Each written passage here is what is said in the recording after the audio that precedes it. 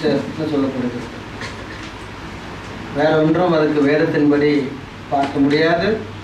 Easter என்ற வார்த்தைக்கும் இந்த நாளுக்கும் எந்த சம்பந்தமும் இல்லை.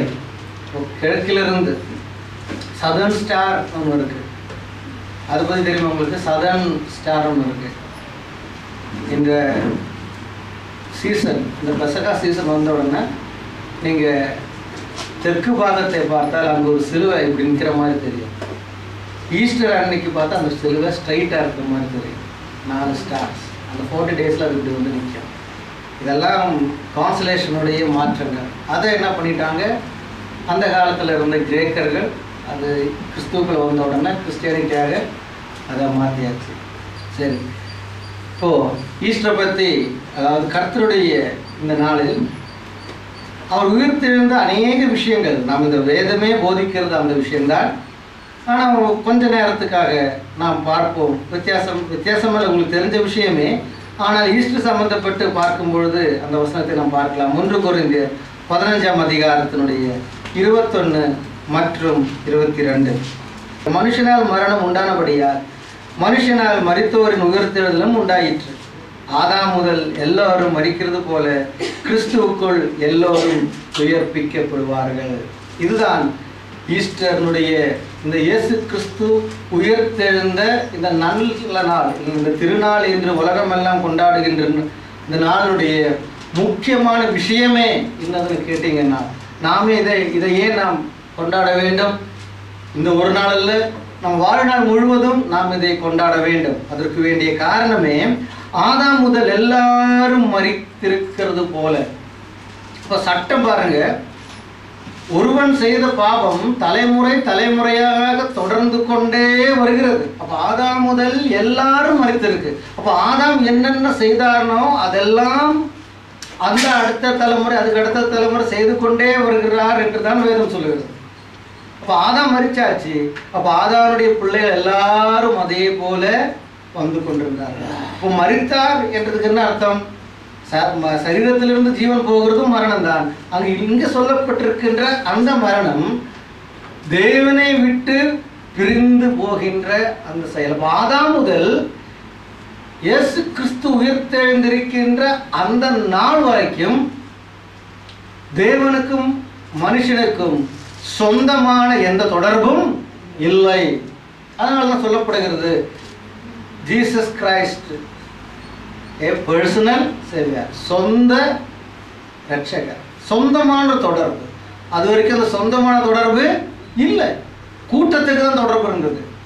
யாராவது ஒருத்தர் ஆண்டவர் எழுப்புவார். மோசையை எழுப்பினார், அப்ராமை அழைத்தார், அந்த சந்ததின்னு சொன்னார்.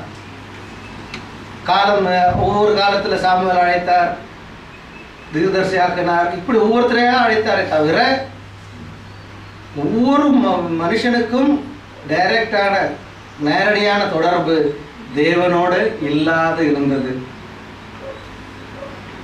ஆகையினால் மனுஷர்கள், ஜனங்கள் ஒரு மனிதன் பேசுகிறதை பார்த்தும் தேடியும் வந்து கொண்டிருந்த காலம். ஆனால் புதிய ஏற்பாட்டுன்னு வரும் பொழுது நம்ம ஒவ்வொருவரையும் வழி நடத்துகிறது ஆவியானவர். ஆமென். அந்த விஷயம் புதிய ஏற்பாட்டில் தான் இருக்கு. பழைய ஏற்பாட்டில் ஒவ்வொரு நபரையும் வழி நடத்தவில்லை. ஒரு நபர் மூலமாக ஒரு கூட்டத்தை வழி நடத்தினார். அப்படிதான் இருக்கு. ஆதாம் முதல் எல்லாரும் கிறிஸ்துவுக்குள் மரித்தார்கள். அப்படி என்றால் ஆதாம் முதல் எல்லாரும் மரிக்கிறது போல, கிறிஸ்துவுக்குள் அல்ல, ஆதாம் முதல் எல்லாரும் மரித்திருக்கிறது போல கிறிஸ்துவுக்குள் எல்லாரும் உயிர்ப்பிக்கப்படுவார்கள். பாருங்க, ஒரு சட்டம் ஒருவர் செய்தது நிமித்தம் அது தலைமுறைக்கெல்லாம் பாதிக்குது. அதே சட்டத்தை வைத்துக்கொண்டு இப்போ சொல்லுவார்கள் இல்லையா, ஒரு ஆக்ஷன் இருந்தால் அதுக்கு ரியாக்ஷன் இருக்கு, ஒரு ஏற்றம் இருந்தால் ஒரு இறக்கம் இருக்கு, இரவு இருக்குமானால் பகல் இருக்கு, எல்லாத்துக்கும் அப்படி ஒரு மறுபக்கம் உண்டு. அப்போ ஒருவர் மூலம் எல்லாரும் மரித்திருக்குமானால் இன்னொருவர் மூலம் எல்லாரும் உயிர்ப்பிக்கப்படலாம் என்ற ஒரு தத்துவம். அப்போ ஆதாம் மூலமாக எல்லாரும் மரித்தார்கள், அதாவது தேவனை விட்டு பிரிந்தார்கள். கிறிஸ்து மூலம் எல்லாரும் உயிர்ப்பிக்கப்படுவார். அப்படி என்றால் கிறிஸ்து மூலம் எல்லாரும் தேவனால் இணைக்கப்படுவார்கள். ஆமென். அது இந்த உயிர்த்தெழுதல் மூலமாக தான் நடந்தது. இல்லாவிட்டால் அந்த இணைப்பு இருந்திருக்க முடியாது. அதான் அதனுடைய விஷயம். ஆதாம் முதல் இப்ப பாருங்க, உலக ஆரம்பம் நம்ம சிந்தனை போக வேண்டும். கிறிஸ்துவுக்குள் அப்படி என்றால் கிறிஸ்து உயிர்த்தெழுந்த நாள் முதல் கொண்டு போல் எல்லாரும் விருப்பப்படுவார்கள். மனுஷனால் மரணம் உண்டானபடியால் மனுஷனால் மருத்துவரின் உயிர்த்தெழுதலும் உண்டாயிற்று. அப்ப இந்த மரணத்துக்கு காரணம் யாரு? மனுஷன். அவன் தானே பாவம் செய்தான். அப்போ இந்த மரணத்துக்கு விபரீதமான உயிர்த்தெழுதல் யார் மூலமாக உண்டாக வேண்டும்? அதுவும் ஒரு மனுஷனால் தான் உண்டாக வேண்டும். அதுவும் சட்டம் தான். ஒருவர் மூலம் மரணம், இன்னொரு மூலம் உயிர்ப்பிக்கப்படுகிறது. ஒருவர் மூலம் என்ன உண்டாயிடுச்சு? மரணம் உண்டாயிடுச்சு. அப்ப இன்னொரு மூலமாக உயிர்த்தெழுதலும் உண்டாக வேண்டும். அப்போ மனுஷனால் பாவம் உண்டானபடியினால் மனுஷனால் மன்னிப்பு உண்டாக வேண்டும். அதற்காக தான் தேவாதி தேவன் மனுஷனாக பூமியில் வந்தார். ஆமென். இல்லைன்னா மனுஷனாக வர வேண்டிய அவசியம் இல்லை. இப்போ திடீர்னு ஒரு கேள்வி கேட்பாங்க, மனுஷனால் பாவம் செய்யலப்பா, ஒரு மிருகத்தினால தானே பாவம் உண்டாயிடுச்சுன்னு வைப்போமே. அப்படி என்றால் ஆண்டவர் மிருகம் ஆயிருப்பாரா? கண்டிப்பா ஆயிருப்பார். ஏன்னா மிருகத்தினால் பாவம் உண்டாயிற்றுன்னு வந்தாச்சுன்னா மனுஷனுக்குள் பாவம் வந்துடுச்சுன்னு இருக்குமானால் மனுஷனை வந்து மீட்க முடியாது. ஒரு மிருகமாக தான் வந்திருக்க வேண்டும். ஆனால் விஷயம் மிருகத்தினாலேயோ பறவைனாலேயோ பாவம் உண்டாக்க முடியாது. அங்கதான் உண்மை. அப்போ மிருகமும் பறவைகளும் மனுஷனுடைய வாழ்க்கையில ஆளுகை செய்யக்கூடிய ஒன்றுமே அல்ல. ஏன் அல்ல? அவரை யாவற்றையும் தேவன் தம்முடைய சாயலால் சிருஷ்டிக்கவில்லை. ஆமென். மனுஷனை தான் அவருடைய சாயலால் சிருஷ்டித்தார். மிருகத்தை அவருடைய சாயலாவோ பறவை அவருடைய சாயலாவோ சிருஷ்டிக்கவில்லை. அதனால் மனுஷனும் ஒருபொழுதும் இந்த மிருகத்தையோ பறவையோ வைத்து வணங்கவோ ஆராதிக்கவோ பயப்பட வேண்டிய அவசியம் இல்லை. ஆனாலும் சாத்தான் என்ன பண்ணிட்டான்? இதெல்லாம் முக்கியத்துவமாக கொண்டு வந்தான். அங்கதான் விஷயமே நம்ம யோசிக்க வேண்டும். மனுஷனால் பாவம் வந்தபடியினால் தேவனும் மனுஷனாக பூமியில் அந்த பாவத்தில் இருந்து மீட்டு. அதுதான் இந்த 2 வசனத்தின் அர்த்தங்கள் நாம் பார்ப்போம். மனுஷனால் மரணம் உண்டானபடியால் மனுஷனால் மருத்துவரின் உயிர்த்தெழுதலும் உண்டாயிற்று. ஆதாம் முதல் எல்லாரும் மரிக்கிறது போல கிறிஸ்துவுக்குள் எல்லாரும் உயிர்ப்பிக்கப்படுகிறார்கள். அது இந்த நாளுடைய முக்கியத்துவம். ஒரு கொரிந்தியர் 15ஆம் அதிகாரத்துல 35-36 வாசிக்கும் பொழுது, ஆகிலும் மரித்தோர் எப்படி எழுந்திருப்பார்கள், எப்படிப்பட்ட சரீரத்தோட வருவார்கள் என்று ஒருவன் சொல்வானானால், புத்தியினனே நீ விதைக்கிற விதை சத்தாலொழிய உயர்ப்பிக்கப்பட மாட்டாதே. புத்தியினனே நீ விதைத்த விதை சத்தாலொழிய, அது அழிந்தால் தான் உயர்ப்பிக்கப்பட முடியும். அப்ப இது சரீர மீட்பு, அதே நேரத்தில் ஆத்மீய மீட்பும் உண்டு. நாம் ஞான ஸ்நானத்தின் முகாந்திரமாக கிறிஸ்துவில் அடக்கம் பண்ணப்படுகிறோம் இல்லையா? விசுவாசத்தின்படி.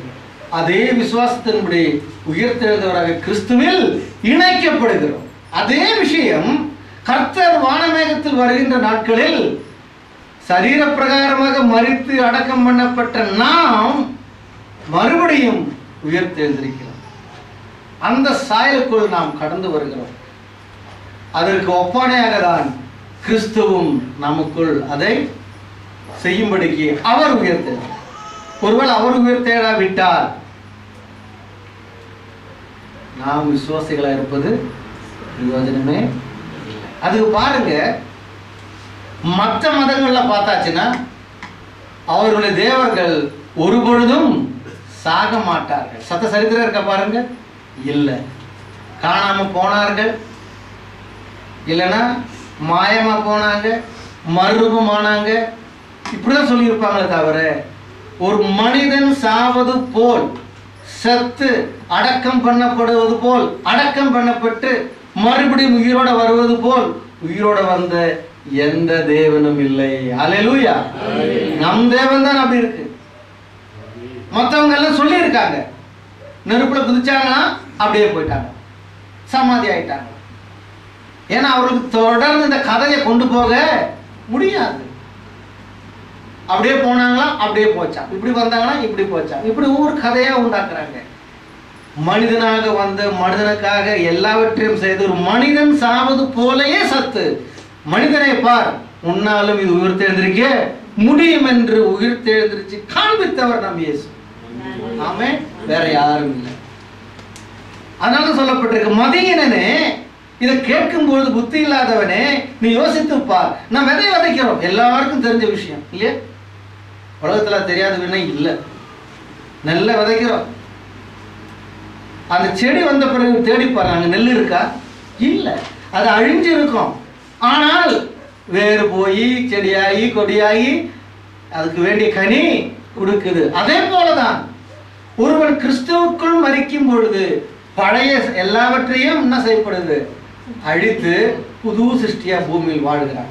இல்ல சரீர பிரகாரமாக ஒருவன் மரித்தானால் அதே பிரகாரம் தான் நடக்குது. ஒருத்தர் ஒரு ஆளை அடக்கம் பண்ணிட்டு ஒரு 10 வருஷம் கழிச்சு தேடி பாருங்க, 5 வருஷம் கழிச்சு தேடி பாருங்க, ஒண்ணுமே இருக்காது. ஒருவேளை இந்த தலையோட்டி இருக்கலாம், தொடை எலும்பு இருக்கலாம், வேற ஒண்ணுமே இருக்காது. ஒரு 20 வருஷம் 30 வருஷம் கழிச்சு பார்த்தா அது கூட இருக்காது, மண்ணுக்கு மண்ணாயிடும். ஆனால் எக்காலம் துணிக்கும் போது அவன் உயிரோட. அப்ப யோசிக்க வேண்டாம், அந்த கல்லறையில இருந்து எழும்புவான் இல்லையா? இல்லைங்க, அந்த கல்லறையில எழுந்திருக்க மாட்டான், நான் உயிரோட இருப்பான். அவ்வளவுதான் விஷயம். ஏன்னா அந்த இடத்துல மறுபடியும் வேற யாரும் வச்சிருப்பாங்க, அந்த இடத்துல மறுபடியும் வேற யாரும் வச்சிருப்பாங்க. அப்போ ஒரு இடத்துல இருந்து 5-6 பேர் வருவாங்களா, இப்படி எல்லாம் கேள்வி கேட்பார்கள். அப்ப அந்த இடத்துல வரணுன்ற அவசியம் இல்லை. அவர்கள் மறுபடியும் உயிர் பெற்று வருவார்கள். பார்க்க முடியும். எங்க இருந்து வந்தார்கள்? தேவன் ஒருவனுக்கு தான். எங்க இருக்கிறார்கள்? வேதம் சொல்லுது, இளைப்பாறுதலுக்குள் இருக்கிறார்கள். அது எங்க இருக்கு? ஒரு இடத்தில் இருக்கு. எங்க நம்ம சிந்தனை இருக்கோ அங்க இருக்கு. அப்படிதான் பதில் சொல்ல முடியும். நம்ம சிந்தனை எங்க இருக்கு சொல்ல முடியுமா? சொல்லுங்க. ஹார்ட்டுக்குள்ள இருக்க, கண்ணுக்கு பின்னாடியா, மூளையில இருக்க, எங்க இருக்கு சிந்தனை? எங்கேயோ ஒரு இடத்துல இருக்கு. ஆனா இருக்கு இல்லையா? உண்மை. அதே போலதான் சத்த ஆத்மாக்களும் ஒரு இடத்துல இருக்கு. அதுக்கு பேர் பரதீசான். அது எங்க இருக்கு தெரியாது, ஆனா ஒரு இடத்துல இருக்கு. அங்கே இருந்து அவங்க எழுந்திருச்சு வந்துடுறாங்க. இந்த சரீரம் என்ன ஆயிடுது? அப்ப இது விதைக்கப்பட வேண்டும். அதற்கு முன்னதாக நம்முடைய ஆவிக்குரிய நம்முடைய ஆத்மாவும் கிறிஸ்துவுக்குள் விதைக்கப்பட வேண்டும். ஆமே, இதுதான் அந்த அதுக்கு ஒப்பானையாக நாம் பார்க்கும் பொழுது பார்க்கக்கூடிய விஷயம். அநேகருக்கு இந்த விஷயம் தெரியாம இருக்கும். அதே 1 கொரிந்தியர் 2ஆம் அதிகாரத்தினுடைய 9 மற்றும் 10வது வசனத்தை வாசிக்கும் பொழுது எழுதியிருக்கிறபடி தேவன் நன்மையில் அன்பு கூறுகிறவர்களுக்கு ஆயத்தம் பண்ணினவைகளை கண் காணவும் இல்லை, காது கேட்கவும் இல்லை, அவைகள் மனுஷனுடைய இருதயத்தில் தோன்றவும் இல்லை. நமக்கோ தேவன் அவைகளை நமது ஆவியினால் வெளிப்படுத்தினார். அந்த ஆவியானவர் எல்லாவற்றையும் தேவனுடைய ஆழங்களை ஆராய்ந்திருக்கிறார். எவ்வளவு திட்டமாக சொல்லியிருக்கு பாருங்க. இது எந்த கண்களும் காணவில்லை, எந்த காதும் கேட்கவில்லையாம், அவைகள் மனுஷனுடைய இதயத்தில் தோன்றவும் இல்லை. ஒரு மனுஷனும் சிந்திக்கல, நாம் மரித்தோமானால் உயிர் தெரிந்திருக்க முடியுமா, நாம் தேவனோடு இணைய முடியுமா என்ற சிந்தனை மனுஷனுடைய இதயத்தில் வரவில்லை. அது எந்த கண்ணும் காணவில்லை. அப்படி என்றால் இந்த சிலுவை மரணத்துக்கு முன்பதாக அநேக தீர்க்கதரிசிகள் வந்தார்கள், யூத மார்க்கத்தில் வந்தார்கள். அது இல்லாத ஒவ்வொரு மார்க்கத்தின்படி பார்த்தால், ஒவ்வொரு மதத்தின்படி பார்த்தால் அநேக வல்லுநர்கள் இருந்தார்கள். ஆனால் ஒருவரும் சொல்லவில்லை மரித்து உயிர்த்தெழுந்திருக்க முடியும் என்று. யாரும் நேரடியாக சொல்லவில்லை. மோசையும் அப்ரஹாமும் திருஷ்டாந்தங்கள் மூலமாக சொன்னார்கள். அது அந்த காலத்தில் உள்ளவர்களுக்கு புரியல. நேரடியா சாவு உயிர்த்தெழுந்திருப்பது, மரணம் நித்திய ஜீவன் என்று யாருமே சொல்லவில்லை. புத்தனும் சொல்லவில்லை. அவன் எவ்வளவு சித்தி பெற்றவன், அவனும் சொல்லவில்லை. இன்னும் புத்தனுடைய வாழ்க்கையை சிந்தித்து பார்த்தால் அவன் நாஸ்திகன். புத்தனை பற்றின ஸ்டடினா சொல்லுகிறது, புத்தன் ஒரு நாஸ்திகன். அவன் தேவ விசுவாசி அல்ல. அதுமல்ல, எல்லா உலகத்தினுடைய கஷ்டத்துக்கும் காரணம் ஆசை என்று சொல்லும் பொழுது அவனுக்குள் ஒரு ஆசை இருக்கு. என்ன ஆசை? சந்தோஷமாக நாம் வாழ வேண்டும் என்ற ஆசை அவனுக்குள் இருந்தது. நல்லா யோசித்து பாருங்க. தேவனை பின்பற்றுங்கள் என்று ஒருவனும் அவன் ஒருவனும் சொல்லவில்லை. ரேஷனலிஸ்ட், நம்முடைய சொந்த ஞானம், நம்முடைய சொந்த பலன், நம்முடைய சொந்த சிந்தனை தான் புத்தன் கற்றுக் கொடுத்தாரே தவிர தேவனை பற்றியுள்ள விஷயம் புத்தன் சொல்லவே இல்லை. அதனால சொல்லப்படுகிறது ஸ்காலர்ஸுங்க, அவன் ஒரு ஏத்திஸ்ட், புத்தன் ஒரு நாஸ்திகன், சுயநலவாதி. ஆனால் பிற்காலத்தில் வந்த ஜனங்கள் புத்தனையும் கடவுளாக வேண்ட ஆரம்பித்தார்கள். அது அவர்களுடைய மூடத்தனம், அவ்வளவுதான் சொல்ல முடியும். ஆனால் இங்க சொல்லப்பட்டிருக்கு, இது எந்த கண்ணும் காணவில்லை, ஒருத்தருக்கு தெரியாது. எல்லாருடைய சிந்தனையும் மனுஷன் மரிச்சா முடிஞ்சிடுச்சு. அது சிலவங்க கொளுத்துறாங்க, சிலவங்க மண்ணு பண்றாங்க, சிலவங்க பாசிங் என்ன பண்றாங்க, பறவைகளுக்கு ஆகாரமா டவர் ஆஃப் பீஸ்ன்ற இடத்துல வைக்கிறாங்க. பறவைகள் கொத்தி தின்னு அது அந்த மாம்சம் அதுக்காக யூஸ் ஆகட்டுமே அப்படின்னு விட்டு விடுகிறாங்க. இப்படி அவர்களுடைய சிந்தனையில் செய்தார்களே தவிர லைஃப் ஆஃப்டர் டெத், மரணத்துக்கு பிறகுள்ள வாழ்க்கை என்ற சிந்தனை ஒருவனும் கேட்கவில்லை, ஒருவனும் புரியவில்லை, யாரும் பார்க்கவில்லை. ஆமென். அது சொன்னவரும், அது கண்டவரும், அது சொல்லிக் கொடுத்தவரும், செய்து காண்பித்தவரும் இயேசு கிறிஸ்துவே தவிர வேற யாருமே. அந்த நாள் தான் இந்த நாள். ஆமென். அப்புறம் என்ன சொல்லப்பட்டிருக்கு 10ல, நமக்கோ அவர்களுக்கு தெரியாது. இயேசு கிறிஸ்து உயிர்த்தெழுந்த வரைக்கும் இருக்கிறவங்களுக்கு அந்த விஷயம் தெரியாது. ஆனால் இயேசு கிறிஸ்து உயிர்த்தெழுந்த பிறகு, ஆவியானவர் கொடுக்கப்பட்ட பிறகு நமக்கு என்ன உண்டாயிட்டு இருக்கு? நமக்கோ தேவன் அவைகளை தமது ஆவியினாலே வெளிப்படுத்தினார். அந்த ஆவியானவர் எல்லாவற்றையும் தேவனுடைய ஆழங்களை ஆராய்ந்திருக்கிறவர். ஆமென். பாருங்க, நமக்கு எப்படி இந்த சிந்தனை? நமக்குள் இருக்கின்ற ஆவியானவர், நம்மை வழிநடத்துகின்ற ஆவியானவர், இந்த எல்லா ஆழங்களையும் புரிந்தவர், தெரிந்தவர். அவர் நமக்கு இதை போதிக்கிறார். ஆமென். இந்த ஸ்லாகியம் வேற யாருக்கும் கிடைக்கவில்லை. அதனால நாம் அதிக பாக்கியவான்கள், அதிக ஸ்லாகியம் பெற்றவர்கள். நம்மை போல் வேற யாருமே இல்லை உலகத்தில். நம்மை போல உள்ளவர்கள் ரொம்ப கம்மி. நம்ம என்ன சொல்ற, நம்ம இந்த 10 பேரோ 20 பேரோ 30 பேரோ இல்ல, இயேசுவை ஏற்றுக்கொண்டு கிறிஸ்துவ வாழ்க்கை வாழ்கின்ற கிறிஸ்தவர்கள் தான் நான் சொல்லுகிறேன். அந்த நம்மை என்ற அந்த கிறிஸ்துவ குடும்பத்தில் உள்ளவர்களை போல வேற யாரும் பாக்கியவான்கள் இல்லை. படித்தவர்கள் இருக்கலாம், ஞானிகள் இருக்கலாம், 2-3 PhD எடுத்தவர்கள் இருக்கலாம், பணக்காரர்கள் இருக்கலாம், கோடிக்கணக்கான சொத்து சேர்த்தவர்கள் இருக்கலாம். ஆனால் அதெல்லாம் விட்டு போக வேண்டும். ஆனால் நமக்கோ அவர் ஆவியானவருடைய ஆழங்கள் மூலமாக ஒன்று சொல்லி இருக்கிறார், உங்களுக்கு செத்ததுக்கு அப்புறம் வாழ்க்கை உண்டு, என்னோட வாழலாம். ஆமென். இந்த பாக்கியத்தோட பெரிய பாக்கியம் என்ன இருக்கு? இது எந்த கண்ணும் பார்க்கவில்லை, எந்த காதுக்கு இந்த விஷயம் தெரியாது. ஆனா ஆவியானவர் தெரியும், நமக்கு அவர் போதிக்கிறார். ஆமென். இதை நாம் பார்க்கும் பொழுது பரிசுத்த ஆவியினுடைய வழிநடத்தலால் எழுதப்பட்ட இந்த புத்தகத்தின் பார்க்கும் பொழுது இந்த உலக ஞானிகளை தேவன் வெட்கப்படுத்தும்படி எதையெல்லாம் செய்தார்? ஒரு பொழுதும் ஒரு காதும் கேட்கவில்லை, கண்ணும் காணவில்லை, ஒருத்தனாலும் புரிய முடியாது என்ற விஷயம் நாம் இங்கு பார்க்க முடியும். 1 கொரிந்தியர் 1ஆம் அதிகாரம் 20லிருந்து 33 வரைக்கும் நாம் பார்க்கும் பொழுது, ஞானி எங்கே? வேத பாரகன் எங்கே? இப்பிரபஞ்சத்தின் தீர்க்கதரிசி எங்கே? இவ்வுலகத்தின் ஞானத்தை தேவன் பைத்தியமாக்கவில்லையா? எப்படி எனில் தேவ ஞானத்துக்கு ஏற்றபடி உலகமானது சுய ஞானத்தினாலே தேவனை அறியாதிருக்கையில் பைத்தியமாக தோன்றுகிற பிரசங்கத்தினாலே விசுவாசிகளை ரட்சிக்க தேவனுக்கு பிரியமாயிற்று. யூதர்கள் அடையாளத்தை கேட்கிறார்கள், கிரேக்கர் ஞானத்தை தேடுகிறார்கள். நாங்களோ சிலுவையில் அறையப்பட்ட கிறிஸ்துவை பிரசங்கிக்கிறோம். அவர் யூதருக்கு இடரலாயும் கிரேக்கருக்கு பைத்தியமாயும் இருக்கிறார்கள். ஆமென். உலக ஞானத்தின்படி பார்க்கும் பொழுது இது பைத்தியமாக இருக்கு. அதனால்தான் இன்றைக்கும் உலகத்தில் ஞானவான்கள் என்று சொல்லப்படுகிறவர்கள் என்ன செய்கிறார்கள்? கிறிஸ்துவ மார்க்கத்தை விட்டு கிறிஸ்துவர் என்று பெயர் சொல்லி இருக்கிறவர்கள் கிறிஸ்துவை புரிகின்ற விதம் புரியாததனால் இதை விட்டு வேற மார்க்கத்துக்குள் போகிறார்கள். அநேகர் ஹிந்துத்துவக்குள் போகிறார்கள். அநேகர் இந்த நாட்களில் புத்திஸ்டுகளாக மாறுகிறார்கள். நீங்க பார்க்கலாம், வெளிநாட்டில் இருக்கின்ற பெரிய பெரிய ஆட்கள், ஹாலிவுட் ஆக்டர்ஸ் ஆக்டருங்க எல்லாம் நீங்க பார்க்கலாம், பணக்காரர்கள் நீங்க பார்க்கலாம். சிலர் வந்து புத்த மதத்துக்குள்ள போறாங்க. ஏன்? உலக ஞானத்தின்படி அவர்கள் அதை யோசிக்கிறார்கள். சிலர் ஹிந்துத்துவக்குள்ள போகிறார்கள். இப்போ ஆஞ்சனா ஜோலி, பிராட் பிட், அப்படி யார் யாரெல்லாமோ வந்து இந்த அந்த இது இருக்கு இல்லையா, ஒரு சங்கமான சொல்லி ஒரு நாள் வச்சிருக்காங்க. அந்த நாள் வந்து கங்கால வந்து இந்த மாதிரி செய்துட்டெல்லாம் போகிறார்கள். ஏன்? அவர்கள் உலக ஞானத்துக்குள் இருக்கிறார்கள். அதனால இங்க சொல்லப்பட்டிருக்கு, ஞானி எங்கே, வேத பாரகன் எங்கே? இதுக்கு ஒரு பதில் சொல். நீங்கள் சொல்வது சரியானால் இதுக்கு ஒரு பதில் சொல். ஞானி எங்கே?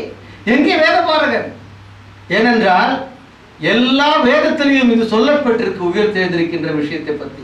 பிரஜாபதி வந்து பலியாகுவார், அவர்கள் எலும்பு முறிக்கப்படாது, அவர் சாகுவார், அவருடைய சரீரத்தை எல்லாரும் புசிக்க வேண்டும். மறுபடியும் பலியான பிரஜாபதி 3ஆம் நாளில் உயிர்த்தெழுந்திருப்பார் என்று வேதங்களில் எழுதியிருக்கு. எங்கே நீ? ஏன் ஜனங்களுக்கு அது சொல்லவில்லை? இதற்கு என்ன பதில் ஞானிகள் சொல்லுவார்கள்? அதுதான் சொல்ல கேட்கிறார். ஞானி எங்கே, வேத பாரகன் எங்கே, இப்பிரபஞ்சத்தின் தீர்க்கதரிசி எங்கே, இவ்வுலகத்தின் ஞானத்தை தேவன் பைத்தியமாக்கவில்லையா? ஆமென். எவனிடமோ படிச்சு எங்கேயோ பட்டம் பெறுகிறார்கள். ஒருத்தனுக்காவது கண்டுபிடிக்க முடியுதா சாவை நிப்பாட்டக்கூடிய மருந்து? ஹார்ட் அட்டாக்கு மருந்து இருக்கு, என்னென்னக்குமோ மருந்து கண்டுபிடிச்சா சொல்றாங்க. சரிப்பா, ஒருவன் சாகாமல் இருப்பதற்குள்ள ஒரு மருந்து அவனால கண்டுபிடிக்க முடியுதா? இல்லை. இருக்கு என்று நினைக்கின்ற அந்த சிந்தனை மனசு எங்க இருக்குன்னு கண்டுபிடிச்சிருக்காங்களா? இல்லை. எல்லாம் போகட்டும், ஒரு ஜீவன் எப்படி உண்டாவதுன்னு கண்டுபிடிச்சிருக்காங்களா? அப்ப எங்க ஞானி? எங்க எங்க இருக்கு பட்டமும் ஞானமும்? இவ்வுலகத்து ஞானம் இன்றைக்கு பைத்தியமா தான் அவங்க நினைக்கிறாங்க. இது எப்படியே பாரு, சிலுவையில் ஒருத்தர் மறைச்சாருன்னு சொல்லிட்டு அதை வச்சு இவங்க சொல்றாங்களே, இதுக்கு எப்படி? இவரை வச்சு எப்படி இவங்க ஜெயிக்கிறாங்க? ஜெபம் ஜெபம்னு சொல்றாங்க, சண்டை சண்டை போடுறாங்க, என்னமோ பாடுறாங்க. இதனால எப்படிதான் இவங்க வாழ்றாங்க? உலக ஞானத்துக்கு கண்டுபிடிக்கவே முடியாது. ஆமென். அது தேவ ஞானம். தேவ ஞானம், அந்த தேவன் ஞானத்தை தருகின்ற பரிசுத்தோட போய் நடத்துறதுனால்தான் இதை கண்டுபிடிச்சு சொல்ல முடியும். மற்றவர்களுக்கு சொல்லவே முடியாது. அப்புறம் என்ன சொல்லப்பட்டிருக்கு? எப்படி அது சொல்றாரு பாருங்க. தேவ ஞானத்துக்கு ஏற்றபடி உலகமானது சுய சிந்தனையினாலே தேவனை அறியாதிருக்கையில், உலகமெல்லாம் சொந்த சிந்தனைக்குள்ள இருக்கு, யாருக்கும் இது புரியவில்லை. அவங்க என்ன நினைக்கிறாங்க அதை செய்யறாங்க. இப்போ நேற்று பாருங்க, சந்திரகிரகணம். சந்திரகிரகணம் வரும்போது எப்போ ஆரம்பிச்சோ அது முடிகிற வரைக்கும் எல்லா ஹிந்து தேவாலயம் என்ன பண்றாங்க? இதை வாசக்கதவை பூட்டி வைக்கிறாங்களாம். 7:30 மணிக்கு மேலதான் திறக்குமா, 6:30 மணிக்கு க்ளோஸ் பண்றாங்களாம். ஏன்? சந்திரகிரகணம் என்பது அசுத்தமானது, பாம்பு வந்து முழுங்குது. அப்ப எப்படி இருக்கு பாருங்க விஷயம். அவன் சிந்தனை செய்யறான், சுய சிந்தனையில் இருக்கிறார்கள். புத்தன் ஒன்று சொன்னான், மகாவீரன் ஜெயின் ஒன்று சொன்னான், எல்லாம் ஒன்று சொல்லிட்டு போனாங்க. ஆனா உண்மை யாருக்குமே தெரியல. அதை பின்பற்றி ஜனங்க இருக்கிறார்கள். வாயை கெட்டிட்டு நடக்கிறது நீங்க பார்க்கலாம், வாயை கெட்டிக்கிட்டு நடக்கிறது நீங்க பார்க்கலாம். எதுக்கு தெரியுமா? நம்ம வாய் திறந்தாலாவது ஏதோ ஈயோ ஏதாவது போய் சாவுமே, அதே நான் கொலை செய்யணும், அப்ப அது சாகக்கூடாதுன்னு வாயை கட்டுறாங்க. வேற ஒன்றும் இல்லை. அவங்க நல்லா யோசிச்சு பார்க்கணும். அதற்காக தான் என்ன பண்றாங்க, உடுதுணி இல்லாம அவங்களுடைய பூசாரிகள் இருக்கிறார்கள்.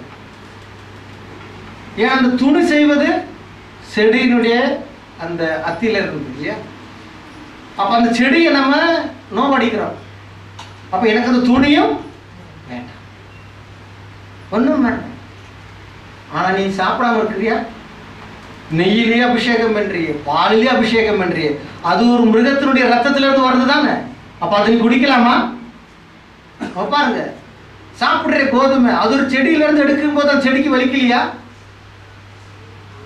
அப்ப எங்க நடக்கும் போது புழு மேல நடந்துட்டு போவோம், அது சாகாதா?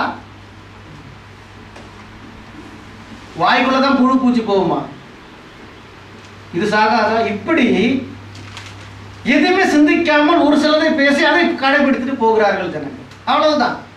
சாத்தான் மனக்கண் குருடாக்கி வைத்திருக்கிறான். அதான் அந்த விஷயம். உலகத்தின் ஞானம் எங்கே? பதில் சொல். அப்புறம் என்ன சொல்லப்பட்டிருக்கு?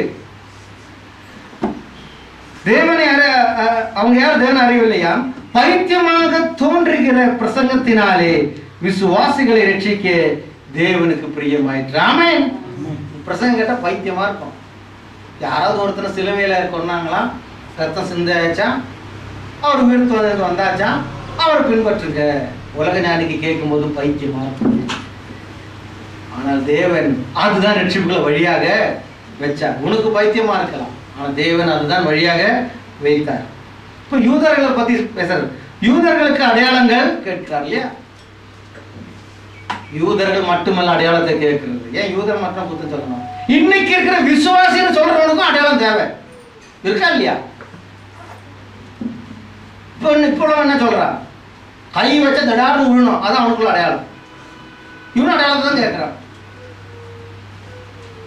வந்தோடனே பேய் பிடிச்சி ஆடிக்கிட்டே இருக்கணும், அதான் அடையாளத்தை பார்க்கறான். இவன் அல்லேலூயா அல்லேலூயா அங்கிருந்து அல்லேலூயா அல்லேலூயான்னு சொல்லணும், அப்ப அதுதான் அடையாளத்தை பார்க்கறான். ஒன்னொன்னு அடையாளத்தை பார்க்கறாங்க.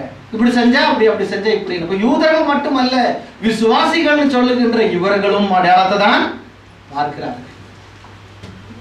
ஆனால் கிரேக்கர்கள் என்ன பார்க்கிறார்கள்? கிரேக்கர்கள் ஞானத்தை தேடுகிறார்கள், லாஜிக்கா பார்க்கறாங்க. நடந்தா அது ஆக்ஷன் ரியாக்ஷன் இந்த மாதிரி தத்துவமா பண்றாங்க. ஆனால் சயின்ஸை ஒருபொழுதும் தேவன் எதிர்க்கவில்லை. சயின்ஸ் பிரகாரம் தான் ஆவிக்குரிய விஷயம். மரணம் ஜீவன். ஒருவனால மரணம், ஒருவனால மீட்பு. ஒருவனால் மரணம் வந்துடுச்சு, இன்னொரு நாள் உயிர்த்தெழுந்து. பாருங்க, கரெக்டா சயின்ஸ் பிரகாரம் ஆவிக்குரிய சயின்ஸ் போகுது. ஆனால் அந்த காலத்தில் உள்ளவர்கள் அதை புரிந்து கொள்ளவில்லை. பிறகு கிரேக்கர்கள் அதை புரிந்தார்கள், அவர்கள் விசுவாசத்துக்குள் வந்தார்கள். யூதர்கள் இன்றைக்கும் அடையாளத்தை தேடிக்கொண்டிருக்கிறார்கள், கண்டடையவில்லை. ஏன்? அவர்கள் கண்கள் தேவன் மூட வச்சிருக்கு. ஏனால் ரட்சிப்பு புறஜாதிகளுக்கு போக வேண்டும் என்பதற்காக. இந்த உயிர்த்தெழுதலினுடைய மகிமை மற்றவர்களுக்குள் போக வேண்டும். நாங்களோ சிலுவையில் அறையப்பட்ட கிறிஸ்துவை பிரசங்கிக்கிறோம், அவர் யூதருக்கு இடர்களாயும் கிரேக்கருக்கு பைத்தியமாயும் இருக்கிறார். நாங்கள் பிரசங்கிக்கிறது சிலுவையில் அறைந்த இயேசுவை, அவர் உயிர்த்தெழுந்தார். அதை விட்டு எங்களுக்கு பிரசங்கம் இல்லை. இன்றைக்கு அந்த பிரசங்கம் எங்குமே கிடையாது. இன்றைக்கு யூதர்களுக்கு அடையாளத்தை காண்பித்தது போல அடையாளங்கள் தான் நடக்குது. கை எப்படி பண்ணா அப்படி விழுந்துடுறாங்க, இப்படி பண்ண இப்படி விழுந்துறாங்க, சிறப்பு சிரிக்கிறாங்க. லாஃபிங் ஸ்பிரிட், பார்க்கிங் ஸ்பிரிட், அந்த ஸ்பிரிட் இந்த ஸ்பிரிட், ஒரே ஸ்பிரிட் அடையாளமா இருக்கு. நாங்கள் அதை செய்யவில்லை. நாங்கள் சிலுவையில் அறையப்பட்ட கிறிஸ்துவை பிரசங்கிக்கிறோம். இந்த பிரசங்கம் கிரேக்கர்களுக்கு, படித்தவர்களுக்கு பைத்தியமாக தெரியும். புரியுதுங்களா? கடைசியா 31வது வசனத்துக்குள் வந்து நான் முடிக்க பார்க்கிறேன்.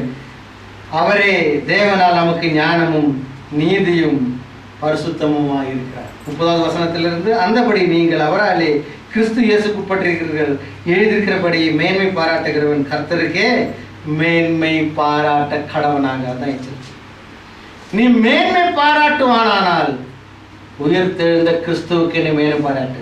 பாத்தியா, நான் கை இப்படி பண்ணோட விழுந்துட்டாங்க, பாத்தியா நான் கை வச்சோம்னா அப்படி விழுந்துட்டான், பாத்தியா என் சபைக்கு வந்தோட பேய் ஓடிடுச்சு, இப்படி நீ அடையாளத்தை கொடுத்த மேன்மை பாராட்டாத. நீ பாராட்டுமானால் கிறிஸ்து உனக்காக மரித்து உயிர்த்தெழுந்தார், அதை நான் விசுவாசிக்கிறேன் என்ற விஷயத்துக்காக நீ உன்னை மேன்மை பாராட்டுவாயாக. ஆமென். இது ஒன்றுதான் ஈஸ்டர் தினத்தினுடைய முக்கிய விஷயம். இன்னும் அநேக விஷயங்கள் உண்டு, ஆனால் இதுவும் ஒரு முக்கிய விஷயம். கிறிஸ்துவ தான் நமக்கு எல்லாமே ஆயிருக்கிறார். பெருமை பாராட்டுகிறவன் மரித்த கிறிஸ்துவில், உயிர்த்தெழுந்த கிறிஸ்துவில் பெருமை பாராட்டணும், தவிர சுய விஷயத்தில் அல்ல என்று சொல்லி எல்லாருக்கும் ஈஸ்டர் வாழ்த்துக்கள்.